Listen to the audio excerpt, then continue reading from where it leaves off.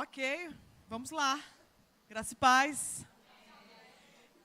Eu vou ter que ser muito objetiva aqui, que eu tenho que ir embora daqui a pouco. Estou no meu segundo dia de férias. Negociei com meu marido e ele vim porque ele me liberou. Que a gente tem um acordo de dezembro, a gente não fechar a agenda para palestrar nem para ministrar, porque é o único mês que a gente tem para parar e ficar em casa. Então, as minhas férias são o inverso de normalmente das pessoas. Então, de janeiro a novembro, eu sassarico para tudo quanto é lugar. Dezembro eu quero ficar em casa, testar receita, cuidar de planta, né? E assim vai. Então, estou muito feliz de estar aqui, não estou com pesar no coração, muito pelo contrário, estou com alegria, aprendi muito, estou muito enriquecida. E coisa maravilhosa, eu gosto muito de falar para mulheres.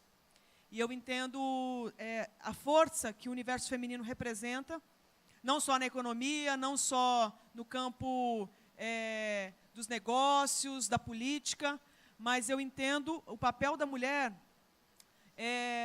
no coração de Deus. E como que a mulher ela é fundamental para que o plano de Deus, para que o reino de Deus aconteça na terra. E o papel da mulher na igreja, na implantação do reino dele, na redenção de todas as coisas. Então, nós somos pessoas, por causa da nossa importância, talvez por isso, sejamos tão perseguidas. Existe uma fúria, eu acredito, desde Gênesis 3, em torno do universo feminino. Então, do mesmo jeito que veio uma promessa, que através da mulher viria uma semente, ali começou uma perseguição de uma serpente contra o universo feminino. Não é à toa que, por mais que você tenha inúmeras legislações de proteção, de garantia de direitos para as mulheres, mundo afora, ainda os números são horríveis com relação ao universo feminino. Então, até hoje, você ouve coisas absurdas, bizarras com relação ao ser mulher. E isso não está distante do universo chamado igreja. Mulheres cristãs, mulheres de Deus, até hoje são estupradas pelo seu parceiro. Até hoje são espancadas pelo seu parceiro. Até hoje são amordaçadas pelos seus líderes. Até hoje são negligenciadas pelo fato de serem mulheres. Então, isso não representa o coração de Deus. E nós precisamos entender isso. Então, existe uma indústria bilionária que se alimenta às custas do universo feminino. E aí entra o tráfico humano, entra a prostituição, entra a pornografia, entra a violência sexual, entra a questão das drogas. Então, é um universo que se alimenta. Só que eu acredito que Jesus já redimiu tudo isso na cruz. O importante é que agora a nossa mente capte a redenção de Deus, para que a gente possa experimentar. E uma vez experimentando, sermos tão saudáveis a ponto de outras mulheres que estão debaixo de terror, possam ver uma luz no fim do túnel e falar, há esperança para mim. Então, é importante que a gente abrace a saúde que Deus conquistou para nós através de Jesus. E eu quero que você entenda que uma pessoa saudável, ela é altamente evangelística. Ela pode evangelizar sem nunca distribuir um folheto. Sem nunca falar nada. Pelo simples fato dela viver o Éden chamado Cristo. Olha que coisa sensacional. Dela ser um pedaço do céu na terra. Esse é o seu chamado e é o meu. Da gente bombar nessa terra e do diabo tremer de pavor só da gente chegar. E é isso o que Deus quer fazer. Amém? Eu quero falar sobre um assunto agora que eu nunca imaginei falar. Na verdade, assim, a minha trajetória no campo da sexualidade ela é muito curiosa. Porque eu não vou ter tempo de contar isso, né? Mas, assim, eu entendi que eu precisava inclinar o meu coração para estudar sobre a sexualidade humana pelo tanto de sofrimento que eu via ao redor. Especialmente de homens muito próximos a mim, meus amigos, que, inclusive um deles, cristão, que tentou inúmeras vezes o suicídio, enquanto cristão, para aliviar o sofrimento com relação à homossexualidade. Era o meu melhor amigo, e eu não entendi como que eu fui incapaz, depois de ter estudado tanto, não saber dizer nada sobre a homossexualidade para um irmão na fé, que achou que cometendo suicídio aliviaria a sua dor. Isso me constrangeu tanto que me restou orar. E eu orei pedindo a Deus entendimento sobre a sexualidade humana, em especial a homossexualidade. Foi uma oração que mudou a minha história. A história é boa, entende?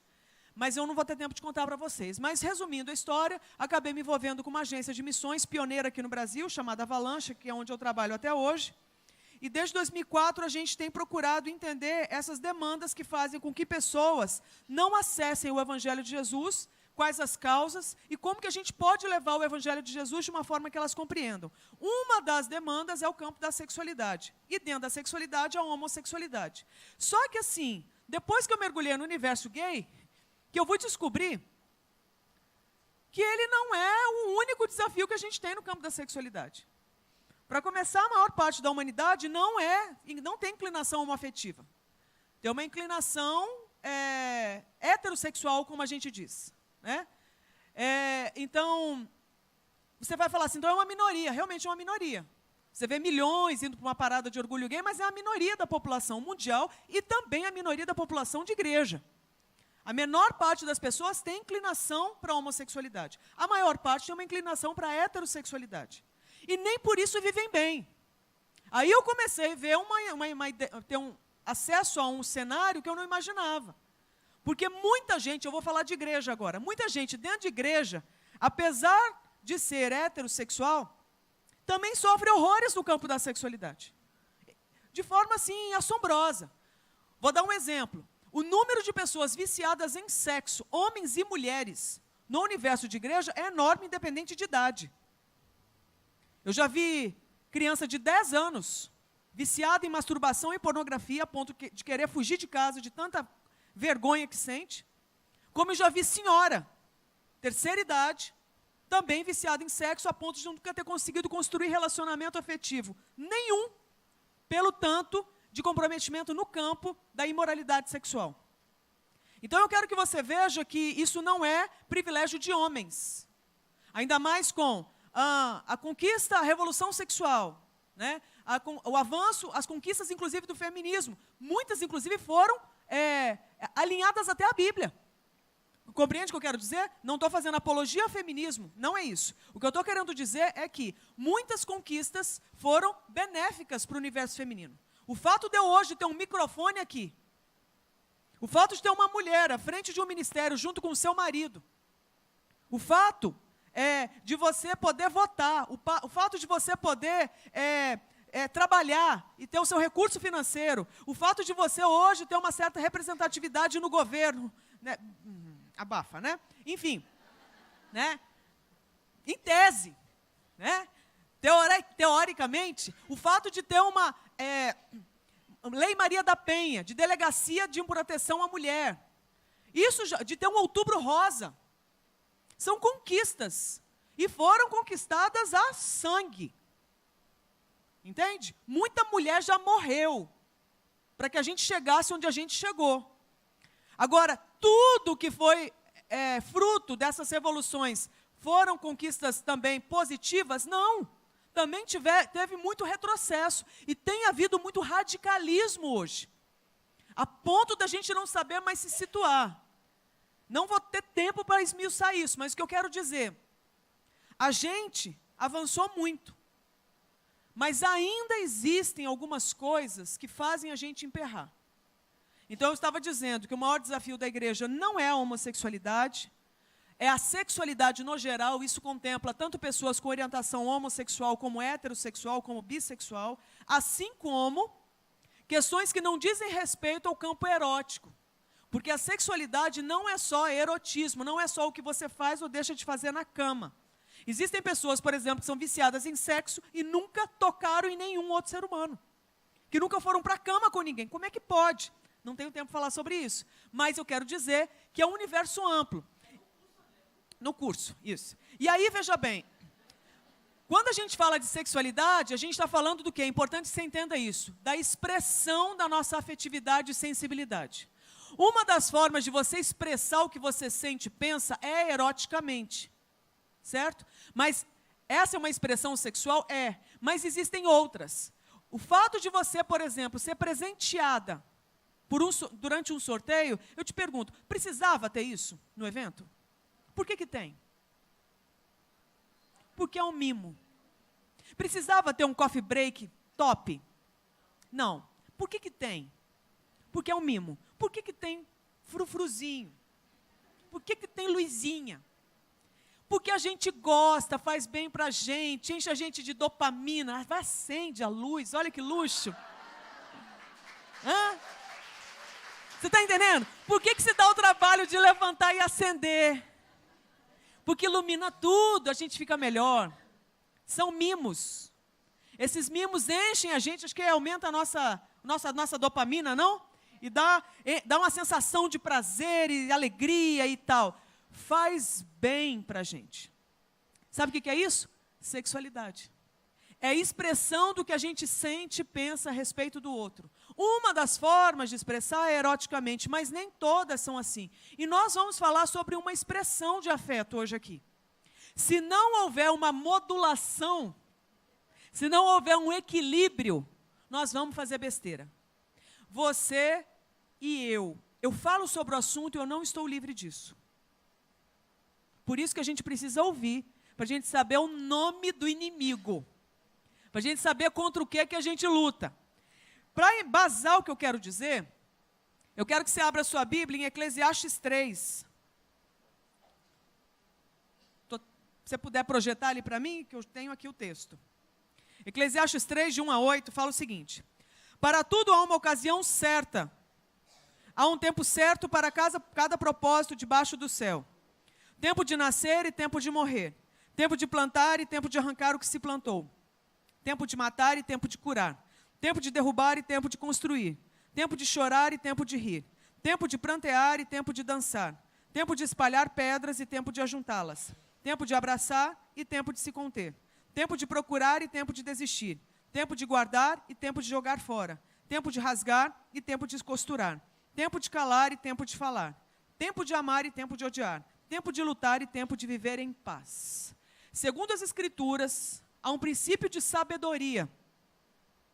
Quando a gente lê que há tempo para cada coisa. Só que uma coisa eu aprendi lendo esse texto. Eu quero a partir daqui entrar no assunto. Nós vamos falar agora sobre dependência emocional e codependência. São inimigos silenciosos.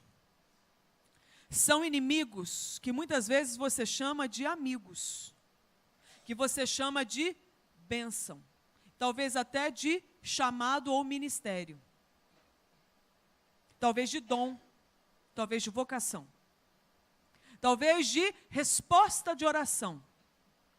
Cuidado, porque são inimigos travestidos de amigos, mas são perversos. Então nós vamos falar sobre um desequilíbrio no campo do nosso afeto, que acredito ser uma consequência de alguma crise na nossa identidade. Então a gente está vendo o quê? A dependência emocional e a codependência, faz de conta que são esses botões aqui, são essas flores, são as rosas. Mas se eu quiser parar de produzir isso, eu vou ter que fazer o quê? É arrancar aqui? É podar aqui embaixo? É fazer o quê? Tratar a raiz. Por isso que eu estou dizendo que a dependência emocional e a codependência, assim como qualquer pecado, inclusive sexual, não passa de sintoma. Dá para fazer um gancho naquilo que a Neide falou para nós. O nosso adoecimento, será que é a causa do problema? Ou será que é o sintoma de alguma crise que a gente está tendo com relação ao nosso olhar, ao nosso próprio respeito? Se eu me amo, eu como qualquer coisa? Se eu me amo, eu me visto de qualquer jeito? Se eu me amo, eu me entrego para qualquer um? Se eu me amo, eu vou para qualquer cama? Você está entendendo? Então, assim, a gente precisa entender o seguinte: dependendo da cosmovisão que eu tenho a meu respeito, todo o resto vai responder ou reagir de acordo com essa cosmovisão. Então nós vamos falar sobre um sintoma chamado dependência emocional e codependência. mas que a gente vai ter que matar a charada do que está por trás. Certo? Então nós vamos começar pelo aparente, para daí a gente chegar naquilo que está escondido. Ok? O texto de Eclesiastes que a gente acabou de ler faz a denúncia. Pessoas sábias conseguem discernir os sinais do tempo. Que tem tempo para falar e tempo para calar. Tem tempo para você dar presente, tem tempo para não dar. Tem tempo para você ligar para a amiga e tem tempo para não ligar. Tem tempo para você abraçar o marido e tem tempo para não abraçar. Tem tempo para você dar atenção para filho e tem tempo que você tem que o quê? Não dar essa atenção. Você está compreendendo? Tem tempo para cada coisa. Dependentes emocionais e codependentes não conseguem viver Eclesiastes 3. Dependentes emocionais e codependentes vão viver como um casal que aparentemente era emblemático, aparentemente era modelo, mas que no final das contas, se você torcer e ver o resultado, você vai ver que estava com problema. Então, se você abrir a sua Bíblia em 1 Reis 21, 21, versículo 25 e 26, versículos 25 e 26, diz o seguinte: nunca existiu ninguém como Acabe, que pressionado por sua mulher Jezabel, vendeu-se para fazer o que o Senhor reprova. Ele se comportou da maneira mais detestável possível, indo atrás de ídolos, como faziam os amorreus, que o Senhor tinha expulsado de diante de Israel. Esse texto está falando sobre um casal heterossexual, líder, certo? Então você bate o olho e você fala assim, gente, que bênção, não é? Como se fosse hétero, como se fosse bem-sucedido, fossem sinônimos de saúde. Aí você vê o seguinte, que os dois viviam da forma mais deplorável segundo Deus. Por quê? Porque Acabe era mais pressionado pela mulher do que por qualquer outro ser. Ninguém tinha mais poder sobre a vida de Acabe do que Jezabel. Então, quem que ficava em segundo plano? Deus. Se é que tinha acesso a algum plano na vida de Acabe. Então, a Bíblia faz a denúncia de que o coração de Acabe se prostrou diante de uma criatura chamada Jezabel. Aí você fala, está amarrado em nome de Jesus. Amém. Mas, será que não podemos correr o mesmo risco? De forma sutil, quando você menos imagina, o seu coração elegeu como Deus e coloca, atribui como lugar de direito a ocupação de um falso ídolo, que é tão pó quanto você, e agora você se dobra diante dele. O se dobrar diante de uma criatura que não seja o Criador, o nome a gente dá, é dependência emocional. Isso na linguagem dos homens, porque na linguagem de Deus é idolatria. Então nós estamos falando de um pecado que na Bíblia é muito recorrente do Velho ao Novo Testamento, chamado idolatria, que na linguagem psicológica a gente chamaria de dependência emocional. Só que é curioso, porque tem gente que se prostra diante de um falso Deus. E tem gente que gosta de ser o falso Deus. Aí a gente fala agora de codependência. Então, eleger uma criatura como Deus, dependência emocional. O aceitar ocupar o espaço de Deus na vida de uma criatura é codependência. Nós vamos falar rapidamente sobre as duas. Está claro até aqui? E aí a gente vai ver, pode projetar ali, que eu não estou conseguindo. Se puder deixar só nos slides, para mim fica bom. Pode ser? Ótimo. Eu vou querer só, na verdade, voltar aqui. Isso. Romanos 1, 25. Texto maravilhoso, que fala o seguinte: trocaram a verdade de Deus pela mentira, e adoraram e serviram a coisas e seres criados em lugar do Criador, que é bendito para sempre. Amém. Existe um fenômeno que está sendo denunciado por Paulo à igreja em Roma, certo? E lá pelas tantas, Paulo vem com essa frase: trocaram a verdade de Deus pela mentira. Então eu quero que você imagine o seguinte: existia a verdade aqui. O que foi feito? eliminaram a verdade. E colocaram no lugar da verdade a mentira.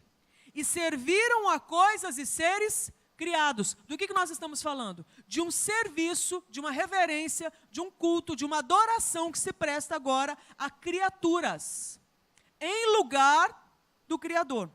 Então, isso está sendo denunciado à igreja. Então, é uma prática que pode acontecer no meio de cristãos? Sim. E para nós, gente, é mais comum do que a gente imagina.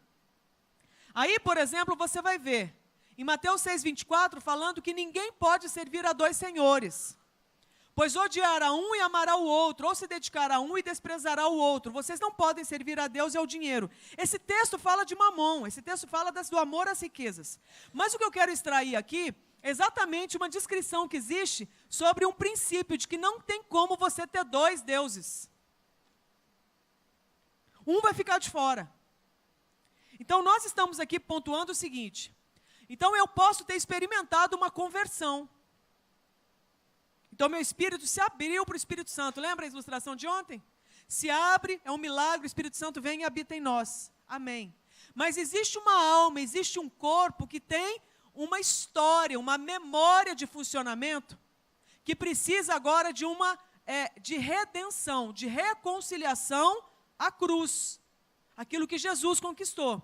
E se não houver esse processo, vai haver o quê? Um desgoverno. O meu espírito ouvindo aquilo que vem de Deus e agora o meu interior querendo viver do jeito que sempre viveu. Então vai ser um reino dividido que não vai vingar. Então, aqui está dizendo, não tem como você continuar com o reino dividido. A sua vida vai cair. Você vai ver isso sendo citado de novo por Jesus quando ele fala sobre a casa construída na areia e a casa construída na rocha, certo? Então, quando você fala de rocha, está falando de Jesus? Na verdade, está falando dos princípios de Jesus.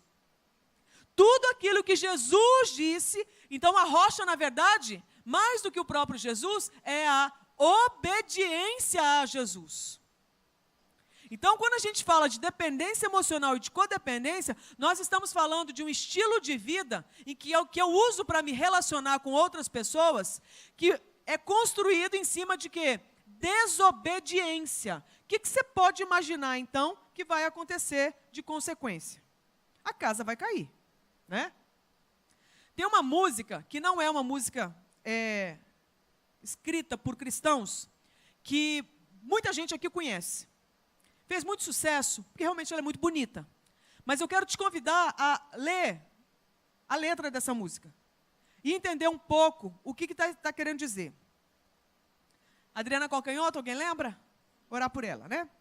Entre por essa porta agora e diga que me adora. Você tem meia hora para mudar a minha vida. Vem, vamos embora, que o que você demora é o que o tempo leva. Olha que bonito, gente. Tocar o coração. Ainda tem o seu perfume pela casa. Ainda tem você na sala. Por que meu coração dispara quando tem o seu cheiro dentro de um livro, dentro da noite veloz? Nossa, é muito amor. Ainda tem o seu perfume pela casa, ainda tem você na sala. Por que meu coração dispara quando tem o seu cheiro dentro de um livro, na cinza das horas? Ouve isso aqui. Entre por essa porta agora e diga que me adora. Você tem meia hora para mudar a minha vida. Cara, tem como isso aí funcionar, se você cantar para Jesus. Porque, olha, em meia hora, um ser humaninho bater na sua porta e mudar a sua vida para melhor, cara, porque para pior consegue. Consegue ou não consegue? Quanto tempo você precisa para piorar a vida de alguém? Fala sério, você não precisa nem de meia hora. Não é verdade? Agora, para melhorar a sua vida, só Jesus na causa. Eis que estou à porta e bato. Aí dá para você cantar. Entre por essa porta agora e eu digo que te adoro, né? Então, veja bem. Isso aqui vendeu muito, gente. E vende até hoje. Teve lugar onde eu joguei essa música, na verdade, eu até botei a Adriana Calcanhoto cantando ali, liberei o áudio dela. Os crentes estavam tudo com a mãozinha levantada. quase lagriminha escorrendo. Amém, amém. Vai me dizer que estava pensando em Jesus? Conta a outra, não é verdade? Conta a outra. Foi o crush que apareceu, né? Aí, eu quero que você olhe para essa imagem aí. Agora nós vamos entrar no assunto. O que essa imagem te passa? O coração está na mão de quem? De outra pessoa. Essa outra pessoa é Deus? Não. Então eu quero que você comece a entender esse movimento. O dependente emocional entrega o coração para alguém. O codependente pega. É curioso, porque a Bíblia fala sobre esse movimento. Só que, curiosamente, a única pessoa que tem competência para receber o nosso coração não é outro ser humano. É Deus. E se tem uma coisa que a mulher, inclusive evangélica, tem o mau hábito de fazer, é entregar o tesouro dela, que é o coração dela, para outras pessoas. E o que é pior, acha que isso é de Deus, acha que isso é submissão. Isso não é submissão, isso é idolatria, é pecado. Submissão não tem nada a ver com você entregar o seu coração para outro ser humano. Submissão não é isso. Unidade não é isso. Comunhão não é isso. Você está entendendo? Fidelidade não é isso. Amor não é isso. Então nós estamos falando de uma crise de identidade, quando eu não sei mais qual que é o limite que o outro tem na minha vida e qual que é o limite que eu tenho na vida do outro. Resultado. Levante seu dedinho, por favor. Todo mundo. Obediente. Vamos ver. Todo mundo. Quero ver dedinho. Todo mundo. Agora eu quero que você pegue esse dedinho e passe aqui, ó. O que você está sentindo? O que você está sentindo? Sua pele. Um dos primeiros limites instituídos por Deus. Daqui para dentro começa o seu território. Daqui para fora é o território do outro. Coisa boba, besta, que você está acostumado a ver esse limite o tempo inteiro. Te pergunto, a gente respeita isso? Não. E Deus deixou esse limite, olha, todo espalhado em nós, para a gente entender que daqui para dentro começa o meu território, começa a minha responsabilidade. Começa agora algo que eu vou ter que assumir a responsabilidade nesse governo e nessa gestão. O que a Neide trouxe, por exemplo, na fala dela, se observar, não é você mudando a alimentação do seu marido. Eu estou tentando mudar do meu, você acha que eu estou conseguindo? Estou não. Porque na hora que o homem vê um torresmo, o espírito de torresmo cola nele, você está entendendo? Mineiro. Foi discipulado no torresmo. Ele tem a ousadia de virar para mim e falar assim, meu bem, mas esse é light. Só é carne. Falei, é carne mesmo. Pura carne que está na sua vida. Você está entendendo? Então, eu posso cuidar da minha. Eu posso dar uma dica para o irmão. Mas eu não posso mudar a vida dele. Então, eu vou ter que tratar de cuidar da minha, para inclusive eu não adoecer com o adoecimento dele. Porque tem isso. Tem pessoas que não querem saúde. E sabe o que é pior? É direito delas. É direito da pessoa se lascar na vida. Só que é direito meu não adoecer com o adoecimento dela. Então eu vou ter que saber qual é o meu limite nessa relação. Você está entendendo? Agora, como é que a gente vive isso sendo corpo? E no casamento que a gente é um? E quando a gente é mãe?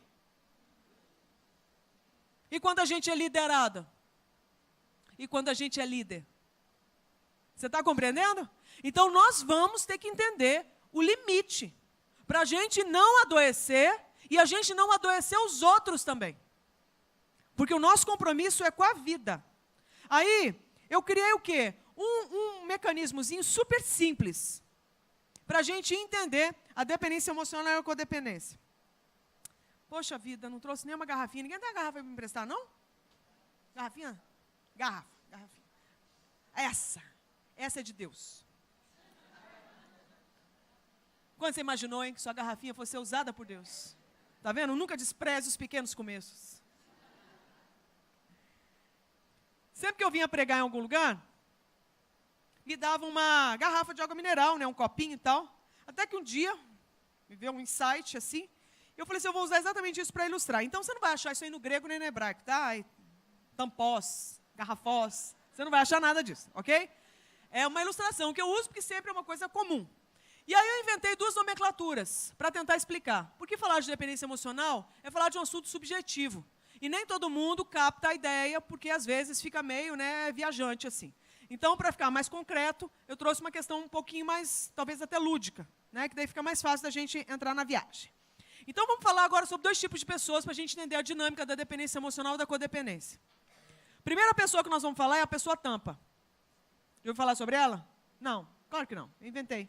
Entendeu? Vou te apresentar. Inventei a pessoa tampa. Pessoa tampa é aquela que você bate o olho e você fala assim, gente, coitadinha, não vale nada. Aliás, a primeira coisa que você descarta é a tampa. A primeira coisa que você perde. Né? Porque você não está interessada na tampa, ela só te atrapalha, ela é um peso no seu caminho.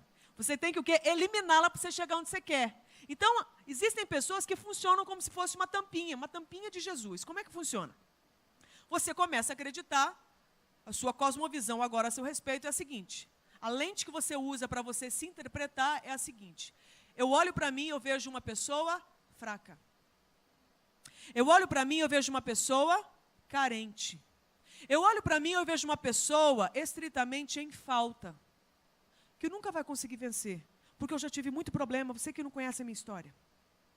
Porque eu já sofri muito, porque eu já fui abusada, porque eu já fui traída, eu vim de um lar disfuncional, eu fui assim, sabe, cresci sabendo que minha mãe queria me abortar, porque eu fui abandonada, porque eu fui.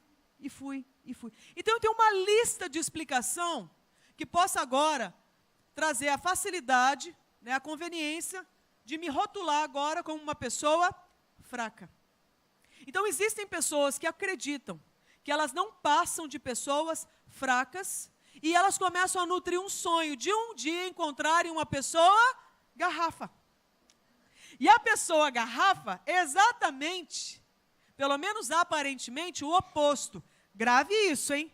Aparentemente o oposto. Porque a pessoa garrafa é aquela que você bate o olho e fala, glória a Deus, que benção.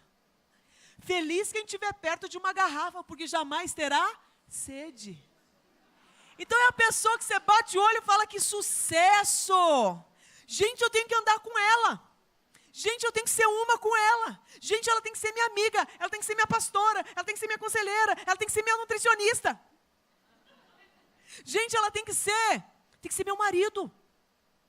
Entendeu? Tem que ser o meu líder, tem que ser o meu chefe. Porque eu chego perto, eu me sinto forte. Eu chego perto, eu me sinto completa. Eu chego perto, o meu vazio é preenchido. Você olha e fala assim, ai, amém, eu também quero uma pessoa garrafa. Acorda, Alice. Acorda, você está viajando. O Espírito Santo tem que nos trazer convicção de pecado nessa manhã.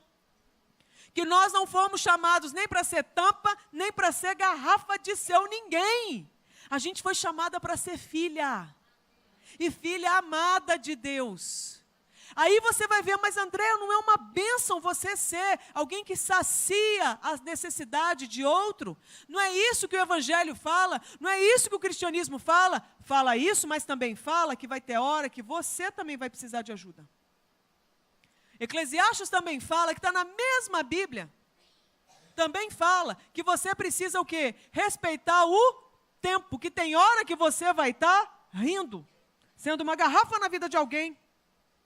E nem para isso nós fomos chamadas, porque a garrafa é uma vez garrafa, para sempre garrafa, assim como tampa, para sempre tampa. E aí está o problema. Porque vai chegar uma hora que você pode ser forte, mas vai chegar uma hora que você também vai ser fraca. E o problema da garrafa é que ela não aceita fragilidade a seu respeito. Então é aquela que é o seguinte, estou pronta para o que der e vier. Você pode contar comigo. Vamos falar um pouquinho sobre ambiente familiar? Pensa aí numa família. Aquela família daquele amigo que não veio, daquela amiga que não veio, entendeu? Aquela família disfuncional que você conhece, entendeu? Aí quando você lembra dessa família, você vai lembrar o seguinte, que essa sua amiga, das duas uma, ou ela é aquela que sempre tem que recorrer a alguém, porque ela nunca responde por si, faz besteira, toma decisão errada, entendeu? Em todos os campos, financeiro, físico, social, relacional, afetivo, profissional, espiritual. Por uma série de razões, ela não toma decisão com sabedoria. E as consequências chegam. Curiosamente, quando chegam, ela vai ser tentada a imaginar que a vida seria melhor se ela tivesse uma pessoa oposta a ela ao lado. E aí seria a pessoa garrafa. Aí ela começa então a sair pelo mundo a procurar pessoas fortes. E ela encontra, e às vezes ela encontra na igreja. Pode ser uma amiga, pode ser um líder, entendeu? Pode ser um namorado, pode ser um noivo, um marido, pode ser um filho, não importa. Ela sai pelo mundo a procurar pessoas que vão dar a sensação de estabilidade e de segurança para ela. E aí, quando ela descobre, parece que ela tem um terceiro olho, ela sai pelo mundo e começa a captar sinais. Fala assim, nossa, você é minha melhor amiga. Acabaram de se conhecer. Acabou de conhecer o cara, já está assim, gente, é você. Entendeu? Então já vem o quê? Uma entrega. Porque é tanta expectativa que se tem em torno daquela pessoa que você acha que em meia hora ela vai mudar a sua vida para melhor. Então, em meia hora de conversa, em meia hora de WhatsApp, você acha que ela já sabe o quê? Já tem condição de receber todas as suas intimidades e saber administrar isso aí para você. Resultado, você entrega e o outro pega. Quando pegou, começou um relacionamento. Então, acontece o quê? Um encontra o outro, começou um vínculo. Inicialmente, a sensação vai ser de quê? Que coisa deliciosa. Só pode ser uma resposta de oração. Só que o que a gente não sabe é o seguinte: a tampa é carente? Sim ou não? Posso te contar um segredinho sobre a pessoa garrafa? Também é. Só que a carência da pessoa garrafa, ninguém nota. Nem ela. Ela traveste a carência dela de força. Mas ela não é praticamente seu ninguém se ela não tiver uma pessoa fraca por trás. Porque é só com gente fraca ao redor dela que ela se sente útil. Útil. Então, em ambientes familiares, como eu falei que a gente ia abordar, vai ter aquela que, de repente, é a pessoa que sempre precisa de ajuda. Mas, eventualmente, se a família for disfuncional, sempre vai ter uma garrafa de plantão. Liga para fulana. Pergunta para fulana. Pede conselho para fulana. Não pede dinheiro para fulana. Não, pede para fulana fazer isso para você. Lembrou de alguém? Aquela amiga que não veio? Lembrou dela? Testificou, irmã? Sabe aquela? Chefes disfuncionais adoram pessoas garrafas. Por quê? Porque você pede para ela, ela sabe dizer não? Não. Nem aqui ela consegue falar. Ela fica assim. Ela acha que não está falando dela. E ela acha que o quê? Mas não é isso que a Bíblia fala? Dar a segunda milha e dar a outra face? Não, não é isso. A Bíblia não fala só isso, a Bíblia fala isso, fala, mas não fala só isso. E não é isso que a Bíblia está querendo dizer quando diz isso. Então a gente tem que entender o coração de Deus a respeito da questão. E aí a gente vai ver o seguinte: quando a tampa e a garrafa se encontram, a sensação é essa. Só pode ser de Deus, gente, porque me faz tão bem. Mas o que está fazendo bem? É no espírito? Ou é na alma? Ai, a alma estava carentinha, balançando para lá e para cá, lá pelas tantas, a tampinha encontrou uma garrafa, ela, ai, é de Deus. Né? A pessoa, a garrafa estava lá e para cá, se sentindo inútil, porque eu tenho que ajudar alguém, porque daí eu me sinto bem. A alma estava para lá e para cá, conturbada. Lá pelas tantas encontrou uma tampinha que precisa de ajuda.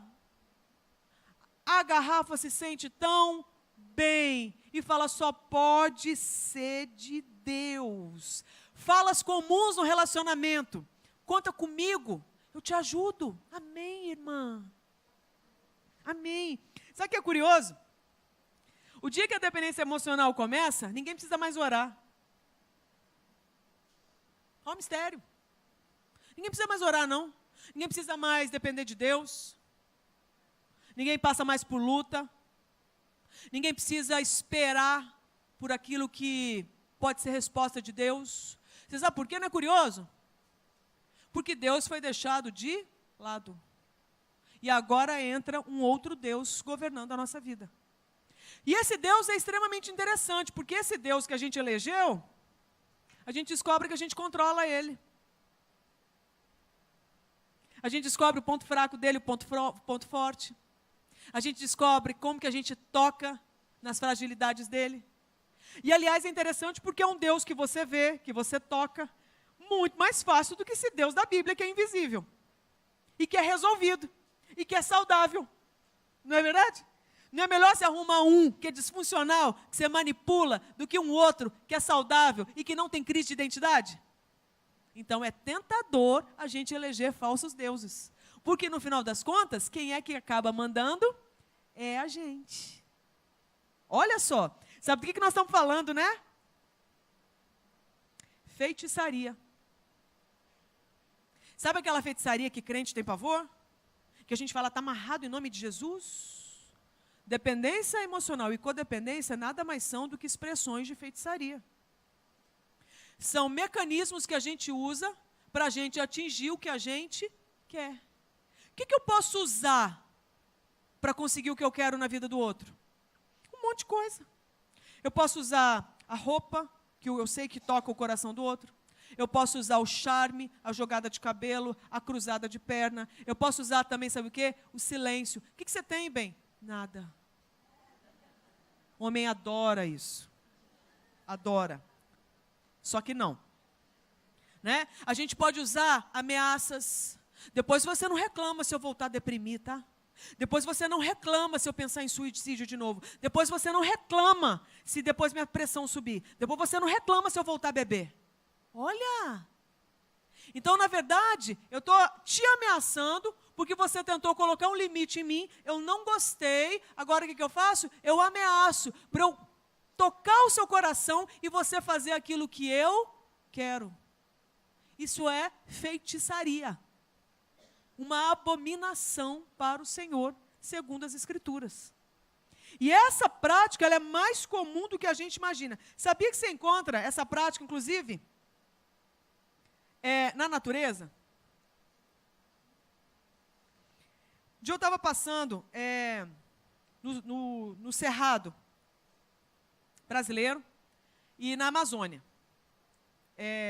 Fui fazer uma viagem, eu vi exatamente isso aí. Aí estou lá numa floresta, lá no Acre, vi exatamente a mesma coisa. E é o quê? Tem alguém da biologia aqui? Tem ninguém? Tem? Ah, legal. Você me corrija, tá? Então, é um fenômeno que acontece, que é o seguinte: você encontra uma palmeira, maravilhosa, garrafa. Está lá, bombando, poderosa. Mas lá pelas tantas você encontra quem em volta? Uma trepadeira. Que você não dá nada. Parece uma tampinha. Fraquinha, coitadinha, ficava rastejando ali, não tinha nem para onde ir. Aí eu acho que a palmeira olhou e falou, coitadinha. Né, coitadinha. Ô, vem cá, dá um pulo aqui. Trepadeirinha foi, encostou, gostou. Aí, quando a palmeira viu, falou, gente, que gracinha, ela gostou. Oh, é de Deus. Que bênção. Comer pão quando os irmãos vivem em união. Né? Que bênção. Trepadeirinha gostou tanto, pegou a seivinha ali da palmeira e já deu uma crescidinha, já deu uma volta. Ó, oh, sucesso, que bênção, prosperidade. Só que você manda mais um pouco, ou você volta ali depois de um tempo, sabe o que você descobre? Sabe aquela palmeira maravilhosa? Dá tchau para ela, porque ela secou. Porque ela começou a viver a vida da trepadeira. E a trepadeira começou a viver às custas da força da palmeira. No final das contas, as duas morrem. Você sabe que tem relacionamentos que são do mesmo jeito? E o que é curioso? Relacionamentos começam legal. Super legalzinho, olha que legal que começou. Começaram muito legaizinhos, mas é o seguinte, não tem mais transparência. Você acha que alguém consegue ser Deus na vida de alguém? Você acha que alguém consegue ser fraco sempre? Resultado, para você sustentar, você vai ter que fazer tipo. Você vai ter que engolir um monte de sapo. Como é que você digere sapo? A gente foi feito para comer sapo? Foi, Neide? Sapo faz bem para a nossa nutrição? Não, a gente come um sapo. Como é que digere? Não digere, a gente começa a adoecer, ficar intoxicada. Aí o relacionamento começa a entrar em estresse. Aí você repensa. Aí você tenta colocar limite. Consegue? Não consegue, porque o outro dá piti. Porque acostumou um viver a vida do outro. Alguém está entendendo o que eu estou querendo dizer? Alguém já viu isso acontecer na vida de algum coleguinha? Só levanta a mão. Olha, tem muito coleguinha que está vivendo assim, né? Então, ainda bem que você veio, que você vai poder explicar para esses coleguinhas que não vieram, né? Então, não existe mais transparência, mas para sustentar eu vou ter que manipular, porque tem que dar certo. E o que eu quero que você se lembre? Não vai parar do nada. Essas duas pessoas não vão desacoplar uma da outra do nada. Você fala assim, mas e se Deus agir? Deus vai agir se a gente obedecer. Porque Ele já está agindo, trazendo convicção de pecado. A pessoa não obedece. Porque ela está tendo prazer com a relação. Tem ganhos da dependência emocional? Tem. Tem ganhos da codependência? Tem. Só que é pecado a gente estar num papel onde eu me assuma 100% fraca, ou num papel onde eu me assuma 100% forte. Porque na vida, tem dia que eu estou fraca, tem dia que eu estou forte. E o problema é que para sustentar isso aqui, eu tenho que ser sempre de um jeito ou de outro. Então você começa a renunciar à sua espontaneidade e transparência. Você começa a fazer e ser aquilo que você nem acredita. Você começa a se prostituir. Está compreendendo? Para ter uma migalha de afeto. Aí você fala, é porque eu amo demais. Dependência emocional e codependência não é amar demais, é não saber amar. Não, mas é que eu tenho problema com intimidade, eu gosto muito de intimidade, você não está entendendo. Dependência emocional e codependência são crises de identidade, crises de intimidade, você não sabe ser íntima. Aí você confunde as coisas, aí você extrapola o limite, aí você vai além do que devia, você deixa o outro ir além do que devia. Resultado, vira um balaio de gato. E aí não vai parar do nada, e você vai só arrumar desculpa. Não, Andréa, mas quando ele crescer, não, mas quando os meninos crescerem, não, mas quando ele converter, não, mas quando eu mudar de empresa, não, mas quando... Você só fica o quê? Empurrando com a barriga, protelando, procrastinando algo que é para ontem. Você vai deixar para amanhã? Quem disse que o amanhã existe? O amanhã existe? Você não sabe, você só sabe do hoje. A única coisa que você tem é o agora. O resto é lucro. E nós vamos ser cobradas, sim, pela forma como nós estamos vivendo hoje. E sabe o que é legal? Você fala assim, meu Deus, não há esperança. Não, é o contrário. Você tem tudo para dar certo. Eu não dei uma notícia boa, mas acho que você não ouviu. Você tem tudo para dar certo. Vou falar de novo. Você tem tudo para dar certo. Porque o Espírito da vida está em você. Espírito da sabedoria. A mente de Cristo opera em você. O Espírito de vida em abundância, de paz, de amor, está em você. Ou seja, você vai ter condição de colocar limite? Sim. E como que a coisa vai mudar? Quando eu tiver a intenção. Repete essa palavrinha comigo só para você se ouvir. Intenção. Intenção. Então, olha só. Não vai acontecer do nada. Pessoa tampa e pessoa garrafa não vão parar de se relacionar desse jeito se alguém não tomar uma iniciativa.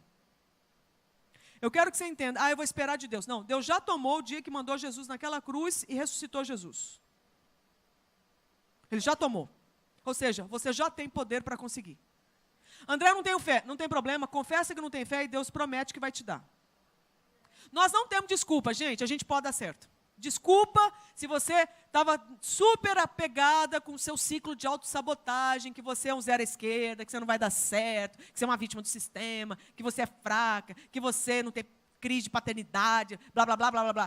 Deixa eu te falar, para de conversinha fiada. Esse monte de desculpa não chega perto da conquista que Jesus conquistou para você e para mim. Resultado, a gente pode dar certo. Esse ciclo de autossabotagem vai ter que se humilhar diante de Jesus e falar, estou batendo em retirada para que o governo do Senhor dos Senhores chegue e seja estabelecido. Compreende? Para que isso aconteça, alguém vai ter que ter a intenção. E aí nós vamos ter que entrar onde? Nas raízes do problema.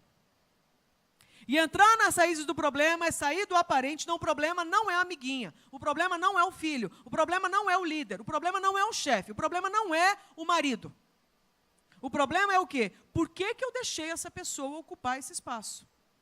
Por que que eu insisti tanto para ocupar esse espaço na vida dessa pessoa? O que que eu acredito? Presta atenção nisso. O que que eu estou acreditando? Qual é a mentira que eu estou acreditando aqui agora?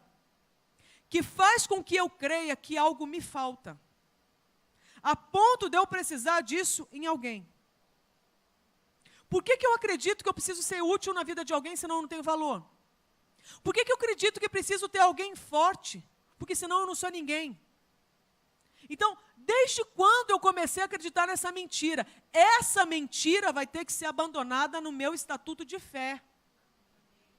Entende? Então, o Espírito Santo precisa ser acionado para ele passar um scanner na nossa fé e pontuar quando foi que Satanás lançou a semente e a gente deixou essa semente cair no terreno da nossa fé.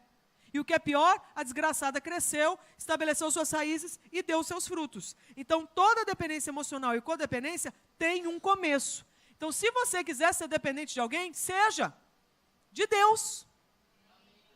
Se você quiser brincar de Deus, brinque, sendo adoradora de um. Entende? De novo nesse buraquinho. Amém. Sangue de Jesus tem poder, equilibra a irmã, né? Então, veja bem, então, Deus está profundamente interessado em nos ensinar isso aqui, ó. O que você está vendo aí?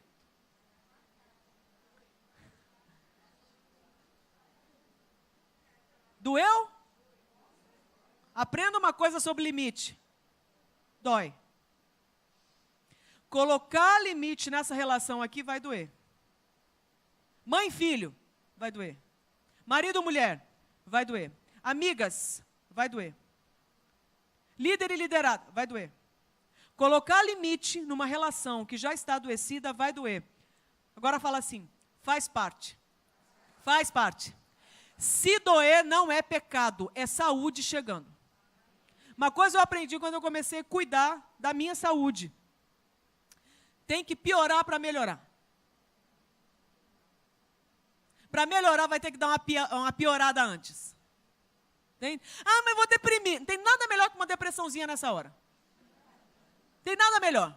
Ah, porque eu vim para o fundo do poço. Glória a Deus, não tem nada melhor do que um fundo de poço. Para daí você chegar e falar assim, gente, o fundo não é nem do poço, como diz um amigo meu, é o fundo do eu posso. Quando eu descobri que eu não posso mais, que eu preciso de Deus. Vou te dar um exemplo. Eu trabalho com sexualidade, e eu sei que é uma área que é muito frágil no Brasil, especialmente na igreja, pelo tanto de tabu que existe em torno do assunto. Certo? Então, você acha que eu lido com dependência emocional? Cara, o tempo inteiro. É muito comum, gente, virar, por exemplo, para mim, acho que acontece com todo mundo que palestra, e as pessoas terem uma enorme expectativa a nosso respeito, como se a gente fosse garrafa. Então, eu já cansei de ouvir do tipo assim, eu acabei de palestrar, estou tentando lá almoçar, pegar um alface e um tomate, lá pelas tantas vem uma irmã e fala assim, você me dá 5 minutos? Eu preciso tratar uma coisa na minha vida. Eu falei, nossa, em 5 minutos você trata algo na sua vida? Você está bem, hein? Ela falou assim, por favor, me fala, o que você acha que eu faço da minha vida? Em 5 minutos. Você sabe qual que é o problema? Não é ela me perguntar, porque eu estou entendendo, ela está com surto de tampice, comum. O problema é o quê? Concordar. E potencializar isso, aí é falta de amor. Você acha que vai ser uma tentação para mim? Sim. Eu posso chegar para ela e falar assim, já sei, Deus está me dando direção, vende tudo que você tem e me dá. Você acha que tem gente que não faz isso? Faz. E o povo faz. O povo entrega tudo. Entregou o coração. Aí eu vou ter que fazer o quê? Vou ter que fazer isso que essa imagem fala. Vou ter que situar essa irmã. Que eu não sou garrafa de ninguém. E nem tampa. Eu sou filha de Deus e irmã dela. Que talvez tenha o quê? Um pouquinho mais de experiência numa área ou outra. Talvez. E que eu possa compartilhar com ela a companhia na jornada dela. Mas eu não posso potencializar a mentira que ela está acreditando. Como é que você faz isso? Do jeito mais frustrante. Porque os limites frustram e faz parte. Então o ser humano chega e vira para mim, o que você acha que eu devo fazer da minha vida? Eu tive que responder para ela, minha querida, eu estou tentando descobrir o que eu faço da minha. Na hora, você acha que ela gostou? Não, ela frustrou, porque ela imaginou que eu fosse dar uma profecia para ela. Tem hora para profecia e tem hora para ficar em silêncio e falar, eu não sei. Eu não sei. Então, nós estamos extremamente vulneráveis à dependência emocional. Compreende? Teve uma outra irmã que chegou para mim, eu não lembro dessa história, mas me contaram o que eu fiz e pela resposta eu acho que eu fiz mesmo, entendeu? Pessoa doce, né, querida. E aí, a irmã disse que chegou para mim e falou assim, ai, Andréa, eu estava vendo você palestrar, eu assisto seus vídeos, não sei o quê. Deixa eu te falar, você almoça comigo? Eu não lembro dessa história, mas diz a lenda, né? Que eu virei para ela e falei assim, é para almoçar, né? Olha, gente, uma resposta boa, não foi? Eu não disse nem sim, nem não, eu só devolvi a pergunta, é para almoçar? Ela assustou, falou, Eu falei, então vamos, ainda topei. Só que é o seguinte, a gente não almoçou. Porque dali ela saiu magoadíssima comigo. Te pergunto, ela queria almoçar? Não, ela queria me usar no horário de almoço para eu aconselhá-la. Ela pensou em mim? Se eu tenho fome? Se eu tenho limite? Então você tem ideia do que é? Chama uma pessoa para almoçar, já aconteceu. Chamei uma irmã para almoçar comigo. Você quer almoçar comigo? Não quer almoçar sozinha? Não gosta de comer sozinha? Claro, Andréia. Então eu estou preparada agora por quê? Acabei de palestrar, agora eu vou almoçar com a companhia de uma irmã. Nós vamos bater papo. A irmã vira e fala assim, nossa, então deixa eu aproveitar, deixa eu te falar. André, eu não consigo ter orgasmo com meu marido sem ser por masturbação. Nunca mais aquele arroz e feijão foram os mesmos na minha vida. Nunca mais. Nunca mais. Acabou. Acabou. O glamour do arroz e feijão, acabou. Porque eu estava preparado para um almoço, eu já estou agora tendo que imaginar. O que não era para eu imaginar, não é para eu imaginar nada, era só para eu ouvir. Ela na cama com o marido, sem conseguir ter orgasmo, se masturbando. Gente, isso ela poderia me falar no aconselhamento, eu lido com isso tranquilamente. Mas no horário do aconselhamento, quando eu estou lá para aconselhar. Agora, por que a irmã magoou? Irmã magoou porque ela quis usar o meu horário de almoço para ela se dar bem, sem saber se eu estava pronta para isso. Isso é amor? Não é. Eu vou construir uma relação assim? Eu não vou. Eu não posso ser irresponsável de alimentar essa manipulação na vida dela. Saiu dali magoadíssima, não almoçou comigo. Sabe o que ela foi fazer? Limite faz isso. Das duas, uma. Ou a pessoa vai procurar alguém que almoce com ela e a aconselhe durante o horário de almoço, e ela vai vincular ali e falar assim, essa sim é de mulher de Deus, essa sim é missionária, porque está ali, olha, para a obra, então eu já não sou. Compreende? E aí, ou das duas, uma. Ou isso ela vai buscar quem? Deus. A bonita, magoada, saiu e foi orar. Chegou para Deus e falou, Deus, eu só tenho o Senhor na minha vida. Falei, glória a Deus, eu fui usada por Deus então. Porque o que a mulher tinha que fazer foi o seguinte, veio para mim com a expectativa de que eu ia saciar a sede dela, até que ela descobriu que para Deus eu não sirvo, magoou, mas foi buscar a verdadeira fonte de água. Então, o que a gente faz como igreja, gente? A gente caminha umas com as outras. Eu tenho o maior prazer em aconselhar pessoas. É uma das coisas que mais me dá deleite na minha existência. Deus sabe. Mas tem hora. Tem hora que eu preciso ser aconselhada. Tem hora que eu tenho que pedir conselho com pessoas que sabem mais que eu e que têm mais experiência que eu.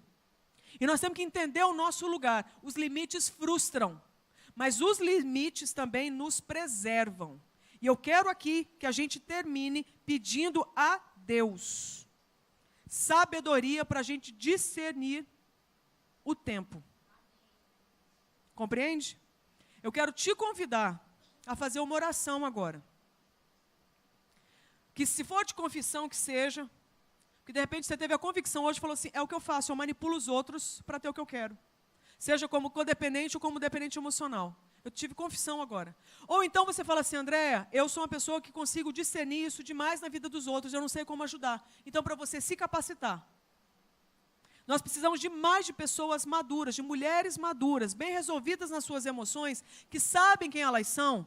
E a crise de identidade desse ser humano, a dependência emocional e codependência, é porque elas não sabem mais quem elas são. E só quem pode dizer quem elas são não é homem. Não é amiga, é o próprio Criador. Então eu sugiro que agora, se você estava no pedestal da vida de alguém, ou se você tinha alguém no seu pedestal, que você agora se apresente diante de Deus. Alguém teve essa convicção hoje aqui? Que teve essa luta? Vocês conseguem se levantar? Queria pedir que se levantasse quem teve essa convicção. E eu quero pedir, olha que coisa linda, gente, isso aqui é Deus purificando a nossa vida. nós vamos renunciar esse pedestal agora. E nós vamos destituir falsos ídolos desses pedestais. E nós vamos convidar para que o Senhor, o único que é digno, ocupe esse lugar. Uma vez eu recebi um convite de um cara que estava tentando, antes de eu casar, claro, estava tentando ter um relacionamento comigo. Ele não cristão, parecia ser tudo de bom, maravilhoso, próspero, inteligente, engraçado, apaixonado. Virou para mim e falou assim: vamos morar junto? Falei, morar junto? Falou, é. É o seguinte, sabe o que eu te proponho? Eu falei, nem imagino. Eu proponho colocar você no pedestal da minha vida. Provavelmente até a mulher fala assim, gente, isso que é homem. Quero esse, resposta de oração. Não, isso é do Satanás. Ele não é do Satanás, mas o que estava no coração dele é do maligno. O maligno tem problema com idolatria. Deus não.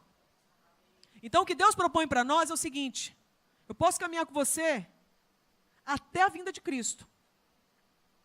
Mas se Deus for o centro. Ser igreja é isso. É a gente estar ao lado uma da outra, um do outro, ao lado. Nem em cima, nem embaixo. É ao lado. É corpo. É um trabalhando a serviço do outro. Você viu a tríade, que coisa interessante? É um órgão dependendo de outros dois. Para você ver que nem ali tem dependência. É uma comunidade, é todo mundo no mesmo patamar de importância, e não tem só uma, tem várias. Você vê a importância de todos. Assim é para a gente funcionar também nos nossos afetos. Então vamos orar? Senhor, nós queremos nessa manhã confessar a nossa fragilidade em lidar com o nosso coração, a nossa pecaminosidade. A gente tem vacilado em ocupar o seu lugar na vida de outras pessoas, sendo codependentes, procurando ser as ajudadoras de plantão, as úteis de plantão, as respostas para todos os problemas, as fortes, aquelas que dão conta de tudo que aparece. E nós reconhecemos que não temos competência para ocupar esse lugar, porque esse lugar é seu. Então nós queremos te pedir perdão porque ocupamos o seu lugar na vida de alguém. Nós gostamos disso. Nós não sabemos direito nem como renunciar, mas a gente começa com aquilo que a gente tem, que é a fé agora para a gente confessar.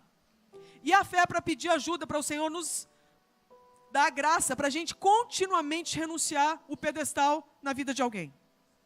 Assim como nós também queremos confessar o nosso pecado, em acreditarmos em mentiras a nosso respeito, a ponto de acharmos que algo nos falta e que precisamos achar isso em outro ser humano que também veio do pó.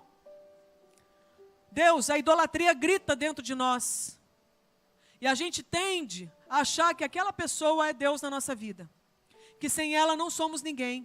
Que sem ela não temos valor. Que sem ela não sabemos para que existimos. Que sem ela não há alegria para a gente viver. Isso é idolatria, Deus. Isso não é amor, isso não é paixão. Isso não é cuidado, isso não é chamado nem ministério. Isso é uma contaminação em todas as coisas.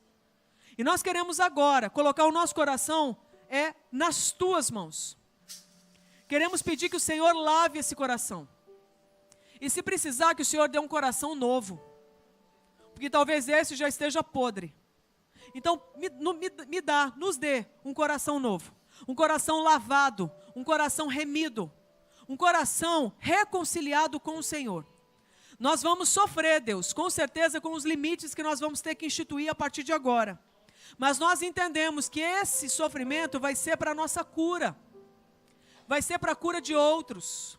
Vai ser para a cura dos nossos relacionamentos, das pessoas ao nosso redor. Vai ser para a cura dos sistemas onde a gente está inserido. Então nós queremos nos submeter ao seu governo. Nós queremos pedir que toda idolatria, que toda feitiçaria, toda manipulação, que toda mentira que governaram a nossa vida, caiam por terra hoje em nome de Jesus. E a partir de agora tem um versículo que a gente quer que o Senhor imprima no nosso espírito. De que o Senhor é o nosso bom pastor e de que nada sentiremos falta. É o Senhor que é o nosso bom pastor. Não é que o Senhor foi, nem que o Senhor será, mas o que o Senhor é agora, hoje. O Senhor hoje é o meu bom pastor. E por causa disso, eu não sinto falta de nada. Porque no Senhor, eu posso todas as coisas. Por isso, toda honra e glória, a partir de agora, serão exclusivamente em torno do Senhor. E nós queremos liberar as pessoas que estão ao nosso redor. Queremos liberar marido, ex-marido, namorado, noivo. Queremos liberar amigas. Queremos liberar líderes, liderados. Queremos liberar todos aqueles. Queremos liberar filhos e filhas. Queremos liberar irmãos e irmãs. Queremos liberar para eles ocuparem somente o espaço que o Senhor tem para eles. Nós queremos liberá-los de serem deuses na nossa vida. Queremos também liberá-los de nos adorarem como se fôssemos deuses. Nós escolhemos hoje ser filhas amadas do Senhor. E ser companheiras das pessoas ao nosso redor. Em nome de Jesus. Amém. Glória a Deus.